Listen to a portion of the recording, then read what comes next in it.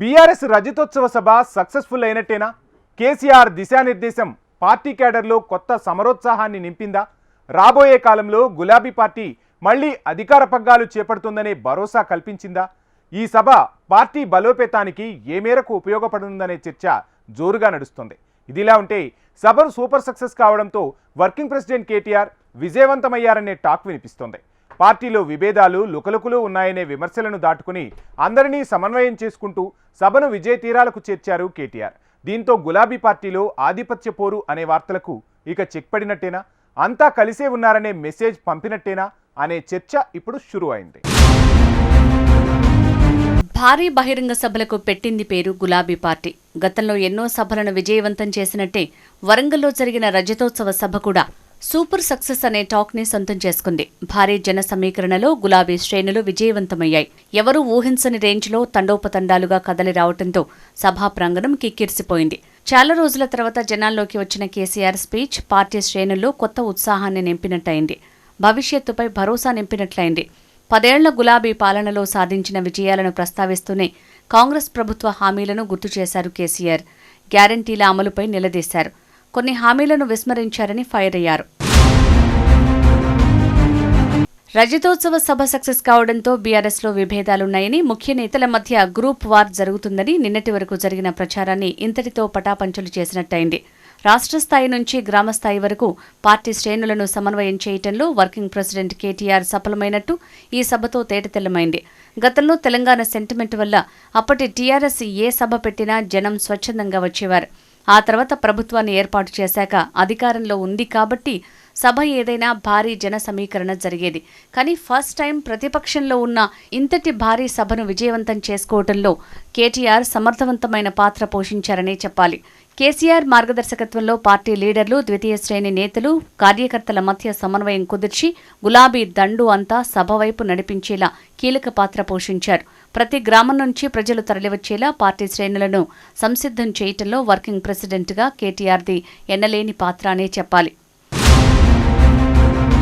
రజతోత్సవ సభకు నెల రోజుల ముందు నుంచే ఓవైపు జిల్లా, పార్లమెంటు నియోజకవర్గాల వారీగా లీడర్లతో సమావేశమవుతూనే మరోవైపు జిల్లా పర్యటనల్లో సన్నద్ధం సభలు నిర్వహించారు కేటీఆర్.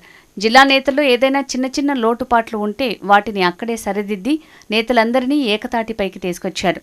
సభ విషయంలో అధినేత కేసీఆర్ అప్పగించిన బాధ్యతను వర్కింగ్ ప్రెసిడెంట్గా సమర్థవంతంగా నెరవేర్చారు కేటీఆర్. మీడియాలోనూ విస్తృతంగా ప్రచారం చేశారు. రజతోత్సవ సభ ముందు వరకు గులాబీ పార్టీలో లుకలుకలున్నాయని, కేటీఆర్, హరీష్ రావు, కవిత మధ్య విభేదాలు నెలకొన్నాయనే ప్రచారం జరిగింది. పార్టీలో ఆధిపత్యం కోసం ఎవరికి వారు ప్రయత్నాలు చేస్తున్నారనే చర్చ జరిగింది. కానీ ఈ సభతో అలాంటి ప్రచారాలకు చెక్ పెట్టేశారనే టాక్ వినిపిస్తోంది. బీఆర్ఎస్లో అసలు విభేదాలున్నాయా అనే అనుమానం కలిగించేలా సభను ముందుకు నడిపించారు కేటీఆర్. మా లీడర్ కేసీఆర్ మాత్రమే. పార్టీలో నెంబర్ 2లు, నెంబర్ 3లు లాంటివి పోటీలు లేవు. తామంతా గులాబీ సైనికులం.